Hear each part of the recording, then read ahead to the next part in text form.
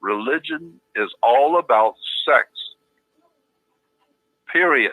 That's what it's all about.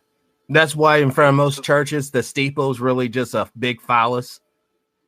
Yeah, I will give you some hints.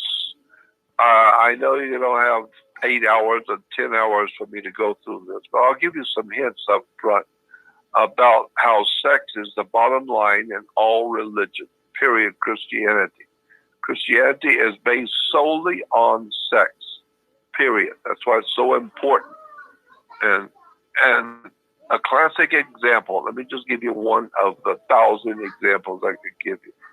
The 10 Commandments. You always remember, what's his name, Charlton Heston playing in the movie The 10 Commandments? Yes. Oh, blue eyes. Okay, you see Charlton Heston, you see Moses coming down from the mountain with the 10 Commandments. Well, what you don't know is that the Bible reference works. If you go to encyclopedias of the Bible in UCLA or USC, or county USC, universities, or to the big seminaries, the big university seminaries for Christianity. Mm-hmm. And well, you need to understand why are they call it a seminary. Oh, stop. Yeah. It just hit me. It just hit me. Oh my God. A seminary. So if you're going to be a preacher, you're going to be a minister, you got to go to a seminary. Study all about the word, and then they will show you how the word Cohen is a Jewish word for a priest. A priest, a name for a priest in Judaism was called Cohen. A lot of Jews have the last name of Cohen. Mm-hmm. Cohen is a priest in Judaism. But do you know what Cohen means in Hebrew? What? It means the protector of the human semen. Stop. He protects the human semen. So therefore, he's in charge of you having babies. If you're a Jew, you talk to the rabbi because he is the rabbinical authority over your body and how you reproduce. So the Christians have a seminary, but the Jews have a holy priesthood called Cohen. And the word Cohen, translated from the original word that gives us the word Cohen, means protectors of the semen. What? So Jordan, I'm seeing a connection here. It's all about domination over our physical form. That's it. You got it finally.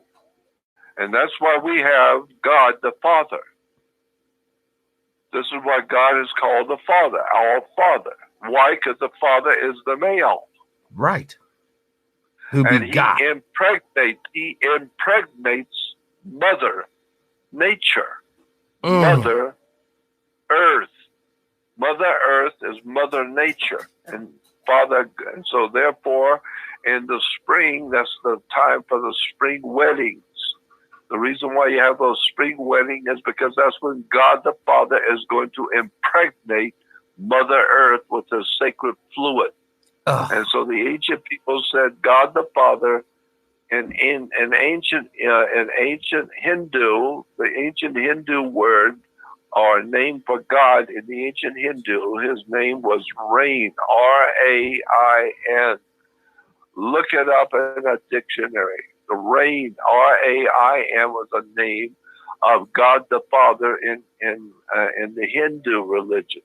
And so today, the spring is when you have a spring wedding. Why? Because that's when God the Father is going to impregnate Mother Earth, Mother Nature, with His sacred fluid called rain.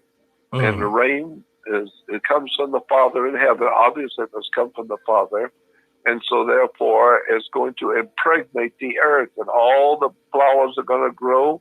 All the plants are going to grow, the food's going to grow, and now we will have food to eat, beautiful flowers, and we'll have all the animals will come out, they will reproduce, and the humans and all the boys will be chasing the girls in the spring because it's just natural. It's just plain old down-home natural.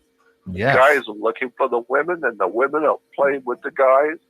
And so why? Because it's just male and female, and it's a springtime for wedding, And that's why Jesus, in the Bible, we're told in the Bible that Jesus went to something called the marriage feast of Cana, where him and his mother went to the marriage feast of Cana. You remember that story in the Bible? The marriage feast of Cana? Not right offhand. Okay, well, that's in the Bible. There's a story about Jesus, and he was invited to go to a big marriage, and his mother went with him. And his mother's name was Mary. Mary is the mother of Jesus. Her name was not Mary. That's wrong. That's false. Her name was Mary, M-A-R-I, not M-A-R-Y. Mary is M-A-R-Y. In the Bible, Jesus' mother was M-A-R-I. Wow. Mary. Mary is a Latin word meaning a virgin. Well, that's what Jesus is born of a virgin. Yeah, he's born of Mary, not Mary. Hell, everybody knows Mary. Mary is anything but a virgin. All the guys in town know who Mary is. She's not but nobody knows Mary, M-A-R-I. That's why she's a virgin. Wow. And so, look it up in the dictionary, look it up in the Bible encyclopedias. Jesus' mother was spelled M-A-R-I, Mary. And so now, would the concordance help a person find it? Would if a person used a biblical concordance, would that also help with researching some of the? That's exactly right. Okay. There's something called Bible concordance, and you get one of those big ones, Strong's Bible Concordance, the big one, the big Strong's Bible Concordance. It's not that expensive. It's only about $19.95, I think it is, from Amazon. The Bible Concordance is about $20, but it's a big, huge volume with every word ever used in the Bible, period, and what it meant, where it came from, and what it actually meant. It's all there if you just take 20 years out of your life and sit and study. Yeah, if you just do that, take 20 to, or if you want to be like me, take 60 years of your life and study day in and day out all the words, the terms, and the ideas, concepts of religion and theology. My God, what a world that is of ancient theology.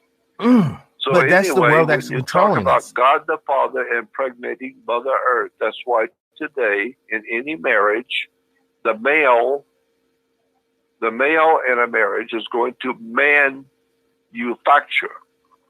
So he's going to work with his partner, and he's going to manufacture while his partner is going to be in labor. Wow. His partner is going to be in labor building the package that he has manufactured.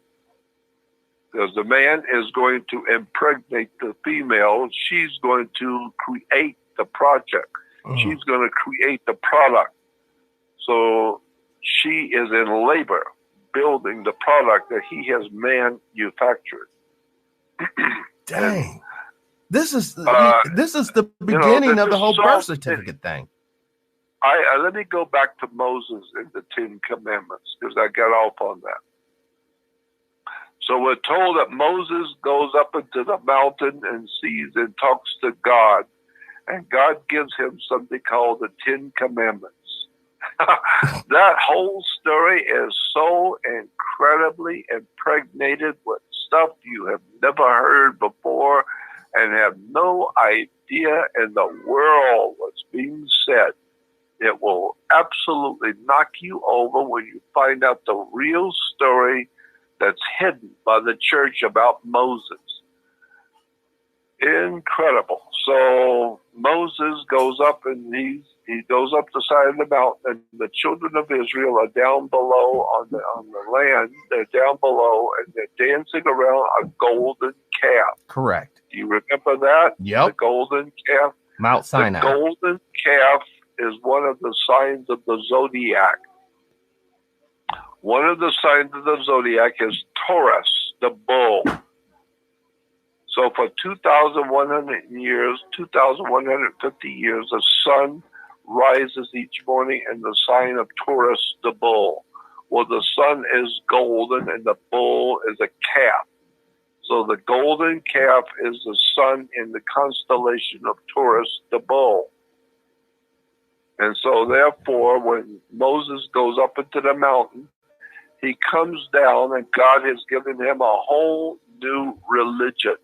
It's a brand new religion that Moses comes down from the mountain and he sees the Hebrew people still worshiping the old religion. They just don't get it. They're worshiping the old religion of the golden calf, the constellation of Taurus, and the constellation of Taurus, the bull.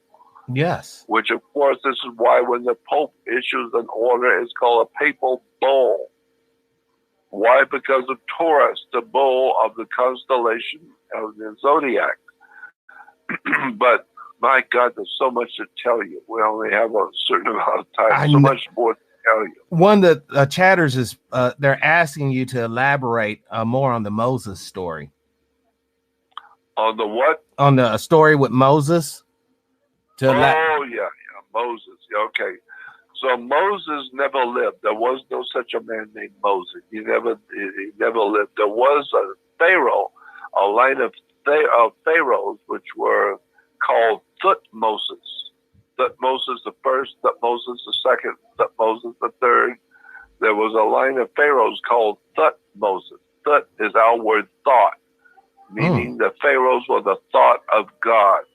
And the thought of God was Moses. Thutmoses the first, Thutmoses the second. So Moses was not, he never lived. There was no such a man named Moses. So if you're basing your religion on Moses, then you got zero nothing. You got sand. You don't have a religion. You got an incredible, misunderstood lie and deception. And this is why Abraham, all the Jews talk about Abraham, all three major religions, Islam, Judaism, and Christianity, they claim Abraham. There, in point of fact, historically, never existed a man named Abraham. It's just a story. Well, then how are the people going to look for the kinsman redeemer? The Bible is called the greatest story ever told. Oh. I used to get my butt kicked by my mother when she would find me telling stories. She would say, "You out telling stories again?" Yes. And I was out telling stories. So telling stories used to mean you out lying through your teeth. You're out there telling a bunch of stories. Yes. And so a storyteller was always understood to be somebody who's out there lying and trying to sell you something. He's lying to you. And so you were a storyteller. Well, this is why the Bible is called the greatest story ever told. It's not the greatest collection of historical facts ever published. It's the greatest story ever told. It's just a story. And you don't know that. There's nothing true in it. There was no Moses. There was no Jesus. Jesus never existed. There was no Moses. He never existed. There was no King Solomon. Solomon never lived. There was no king named Solomon. In the actual history, none of these people actually lived. But then, Jordan, we have a huge problem. All of our Palestinian brothers and sisters who's been dispossessed and disinherited from their land and died trying to resist the state of Israel, you're basically saying they got the land because why? They're the chosen people of God because of Moses and Abraham, right? But if that's not true, then they're really not the chosen people of God. So where are we dealing with them taking these people's land and setting up shop? Well, hell, they were going to get screwed anyway, so it's about time somebody does it. The idea in America is that poor, ignorant, dim-witted people and uneducated, goofy, beer-drinking, stupid, ignorant people and ignorant people who drinking beer and watching TV all day are going to get screwed. They're going to get ripped off. And since they're going to get ripped off, hell, what are we waiting for? We might as well rip them off ourselves. So therefore, we call it Israel. Israel,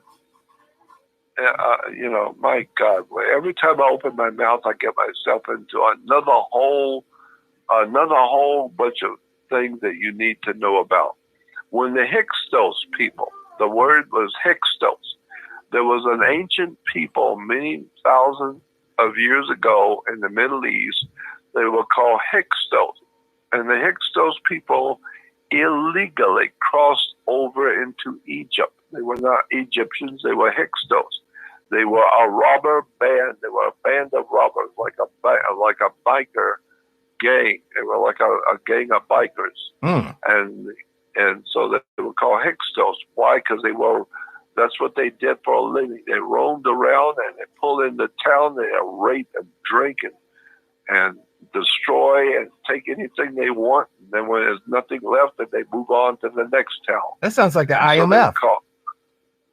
That sounds like the IMF, International Monetary Fund. Yeah, but it doesn't make you a bad person just because you're raping and killing people. I mean, they're so stupid they're gonna get raped anyway. So it might as well be us. We might as well do it. Somebody's going to do it somewhere. So it might as well be us. And so when Moses comes down with the 10 Commandments, this is one hell of a story. When Moses comes down from the mountain with the 10 Commandments, we remember what the 10 Commandments look like. It's a big, huge stones. And on the stones are written the 10 Commandments. Well, if you go to the Encyclopedia of Christianity, the different dictionaries and encyclopedia references in the seminaries where the priests go, and read the reference work, read the seminary, read the big reference works, the encyclopedias about Christianity, and look up the word 10 Commandments. They will tell you the 10 Commandments were not 10 big stones. No. The reference works tell you that the 10 Commandments were round, tiny round stones, very small little round stones, that Moses could carry both stones in one hand. They both fit in the palm of one human hand. The two stones would fit in one person's hand. They were referred to not as the 10 Commandments, but in Hebrew, they were called the stones of the testimony. And this is why today when you go to court, you're going to testify. Yes. Why do you have a testimonials or stones of the testimony? The very word stones of the testimony comes to the word testes. So in ancient Egyptian, when you went before the courts in ancient Egypt and in ancient Judaism, and you go before the court and you're going to bring your brother, your actual brother in the religion, you're going to bring him before the court and you're going to testify that he did something to you.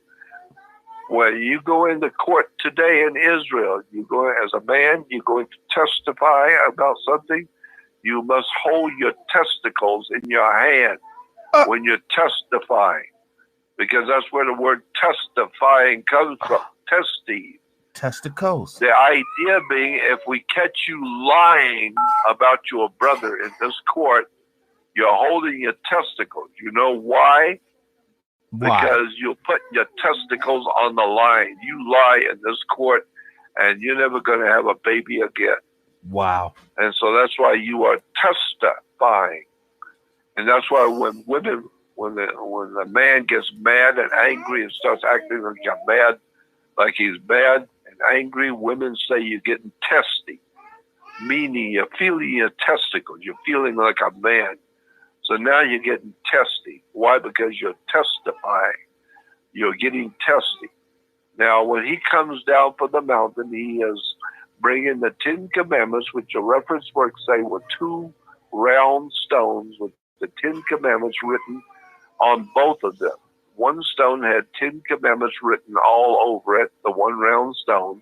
The second stone had the same identical 10 Commandments written on it. So they were called the two stones of the testimony, which represented your testicles. That's why he could walk down with two round stones in his hand. It says testicles. And they were the two stones of the testimony. Why? Because when you go into court in Israel, you're going to hold your testicles when you're testifying, because your testes.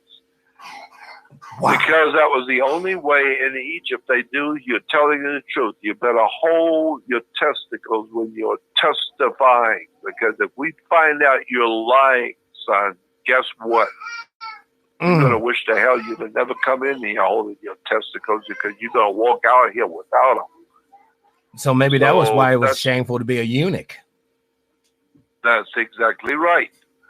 And so therefore, when Moses went up into the mountain, we will read in the Old Testament that Moses, who never lived, there was no man named Moses who ever lived. But the story is, when he went up into the mountain, he confronted God in a bush. It was called the burning bush. Did you ever hear about that? Yep.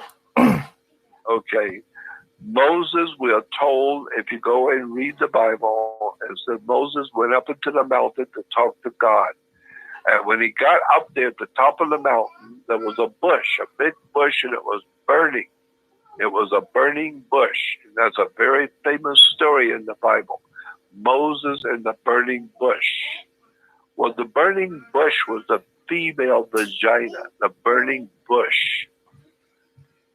And that's where it comes from. Because the burning bush, the Bible says, when Moses went up there, he encountered God in the burning bush. That's the female sexual production part of her body, is a burning bush. And therefore, she is on fire. That's why they have the song like, "Come on, baby, light my fire." Yeah. It's called the burning bush. She's saying, "Come on, baby, light my fire," because her burning bush is a vagina. And then when you think about it, when he ejaculates, that's the water that cools the fire. That's exactly right. And so therefore, she's saying, she was the burning bush. And Moses confronted God in the burning bush. Well, that's exactly what happens. Man, for the first time, actually connects himself to Almighty God in sex. Because man don't get any closer to God than he is making love to a woman. Wow. And that brings forth new life. You don't get any closer to God than that. You know what? That adds new credence to when two or more, in case of an orgy, is gathered, he's in the midst. Yeah, sorry. Right. We have to make some humor, or else we end up crying. You know what? I could sit here for the next 10 hours and tell you all about the Old Testament stories in the Bible and how they all go back to sex and drugs and rock and roll. It's all just a story. The whole thing is a story so that one group of people can hold themselves out as holy and everybody else can go to hell. Exactly. This is why the Jews will tell you they are God's chosen people. If I were a Jew, I would not have the balls to be able to go out in public and say, I am one of God's chosen people. God chose me. Who in the world would have the courage to go out in front of other people and say, I am one of God's chosen people? Isn't that the start of racism? Story. The true start. People. You know what? I mean, isn't that the true start of this racist concept? I am, think about it. If I'm God's son, chosen son, then I can abuse you, Jordan. I can mistreat you. I can take your land, put your ass in slavery because you're nothing. You're quite literally nothing psychologically at that point, even though you truly are. You're a human being deserving of respect and dignity. But all that goes out the way. Yeah. Well, just think about this. All three major religions claim Abraham as their father. The Jews will tell you they have come from Abraham, their father. And the Christians will tell you that Christianity came directly from Abraham. And the Islamic people who do not know what is going on the earth, they have no idea in the world, because Islamic leaders are not telling the people of Islam nothing. They're not telling them nothing. Keep them ignorant and ill-informed and rant and raving, and keep them stupid and ignorant. And don't let them know what's going on. This way we can marry their little 7-year-old daughters and little 5-year-old daughters, and marry them and keep them for the night, and then bring them back to the parents the next day. In Islam, that is perfectly legal. If you pay the father to rent his daughter for the night, you can use her as your wife. Even if she's 5 years old, 6 years old, you can rent her. You pay the father, you pay the family. It's called an overnight marriage. So you pay the father, and he gives you his daughter, and you take her home, and she is now your wife. You have privileges with your wife. Yes. And so you can enjoy her in bed. She's only 7 years old or 5 years old. You can enjoy her in bed because that's the way Islam thinks. And so the man is the absolute father. He's the father God. He's the whole father of all living things. He's the male. That means he can rape anything he wants, any damn time he wants.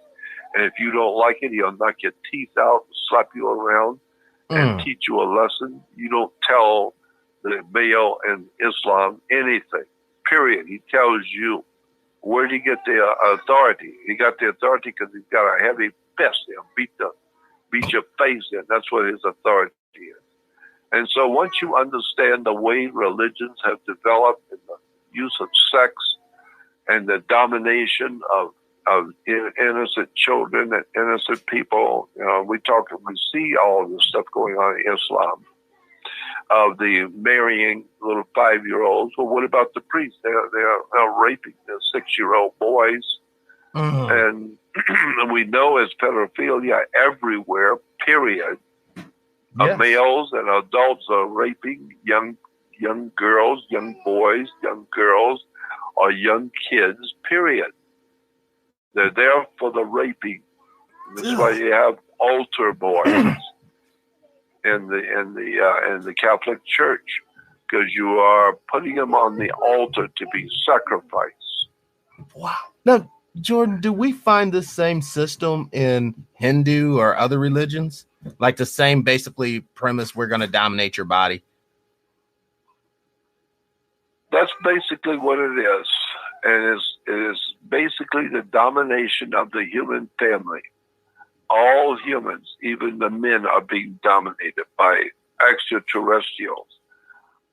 So the men are dominating the women and children and raping them. But somebody's raping the human family, period, on the earth. And they're not from here. They're from out there. They are extraterrestrial.